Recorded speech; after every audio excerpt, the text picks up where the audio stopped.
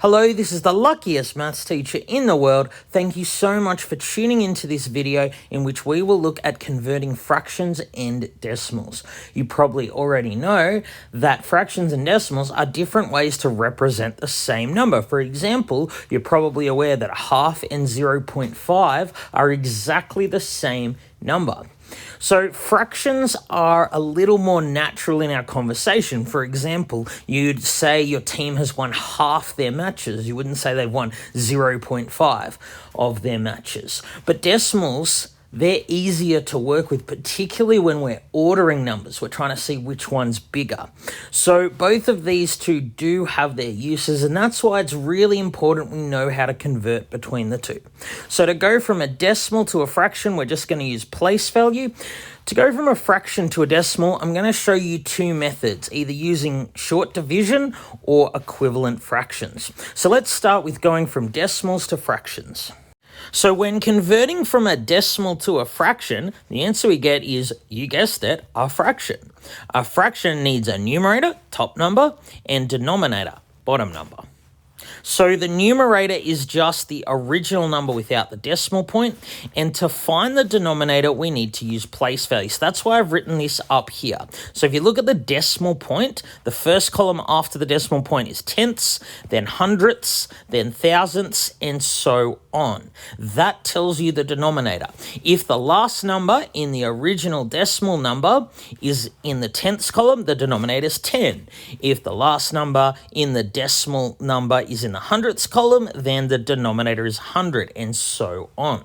So after you've got the numerator and denominator, sometimes, but not all the time, you will need to simplify.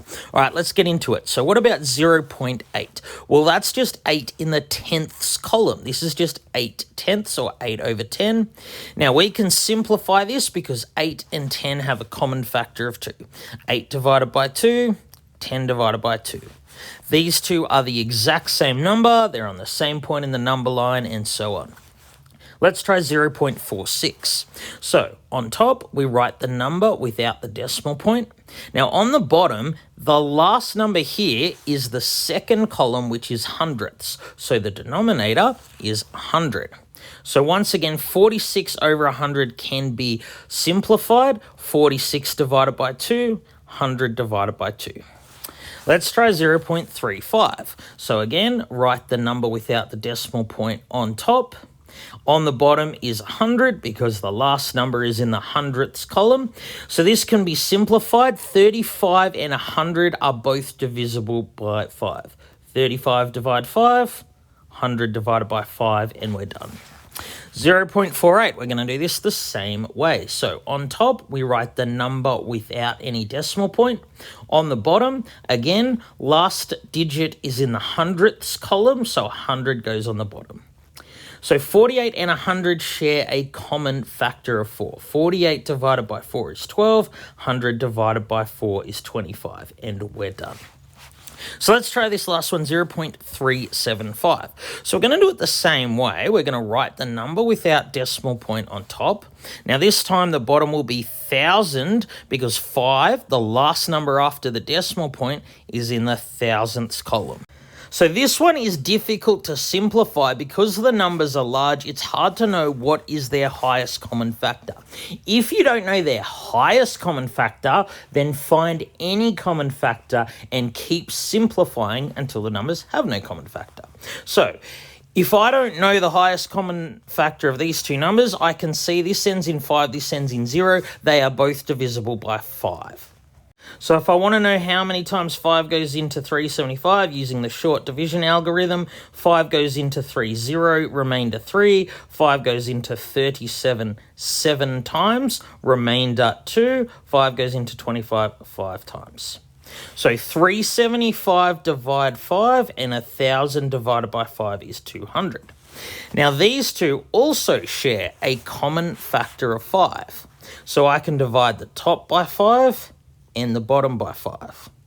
Once again, these two have a common factor of 5, so I'm going to divide top by 5 and bottom by 5. It turns out the highest common factor of 375 and 1,000 is 125. Not easy to know off the top of our head, so we keep simplifying until we get a fraction where the numerator and denominator have no common factors. So 0.375 and 3 over 8, they are exactly the same number. So let's look at going the other way now, fractions to decimals. So to go from fractions to decimals, I'm going to show you two methods. One is short division, one is using equivalent fractions. Now, when using equivalent fractions, we need a denominator that's a power of 10. What do I mean by power of 10? Well, a power of 10 is a number that has a 1 with any number of zeros. So 1, 10, 100, 1,000, 10,000 and so on. All of these numbers in red here at the top, they are powers of 10 because they have a 1 followed by a number of zeros. Numbers like 2 or 50 or 500, all of them are not powers of 10 because they're not just a 1 with a number of zeros. So we will use place value again, which is why I put this diagram up here. So how would we convert 3 over 10 to a decimal? Well, it's easy when the denominator is a power of 10. See, 3 over 10 is just 3/10. So I'm just going to put a 3 in the tenths column, 0.3, and we're done.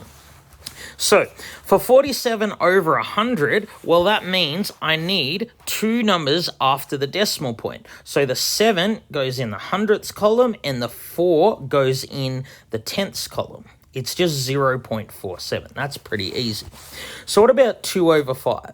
Well, this one's a bit harder because the denominator's not a power of 10, but I could easily make it a power of 10. What I could do is times this bottom number by 2, which means I have to times the top number by 2. So 2 over 5 is the same as 4 over 10. So that's just 4 in the tenths column, 0.4.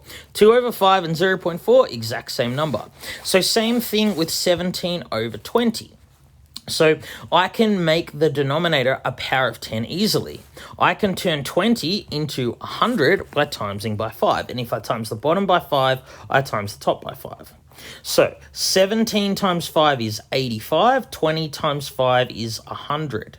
So 17 over 20 is 85 over 100, which is just 0.85. That's like 85 hundredths. So sometimes we'll get numbers like 7 over 8. Now, I can make 8 into a power of 10, but it's not easy to do this. See, 8 doesn't go into 10, 8 doesn't go into 100. 8 actually does go into 1,000. It actually goes into 1,000 125 times. But that's a bit tricky. Sometimes you'll get denominators like this and it'll be tricky to make them a power of 10. This is how you use short division algorithm. When you're saying 7 divided by 8, you're saying how many times does 8 go in to 7? So we write it like this. Now 7 is the same as 7.0. So we'll just put a few zeros here to help us out.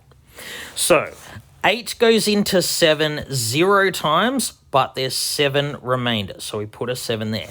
Now, when you're using short division algorithm, it's really important that the decimal point in your answer goes above the decimal point in the question. So now we say not how many times does 8 go into 0, how many times does 8 go into 70? Well, 8 times 8 is 64, and then there's 6 remainder to get to 70. So now it's 8 into 60. Well, 8 goes into 60 7 times. 8 times 7 is 56, and there's 4 remainder. How many times does 8 go into 40? Well, it goes 5 times with no remainder. Because there's no remainder, we stop. 7 over 8 is equal to 0.875. They are the exact same number. Now, note, I could have used short division algorithm on any of these. That's fine. It just takes a little longer. So maybe the advice I should give you is that you try first to make the fraction into a power of 10, 1, 10, 100, 1,000, etc., because then it's really easy to convert to a decimal. And if it's not obvious how you can convert the denominator into a power of 10, then use short division. All right, thank you so much for tuning into this video. This has been the luckiest maths teacher in the world. Have a great day.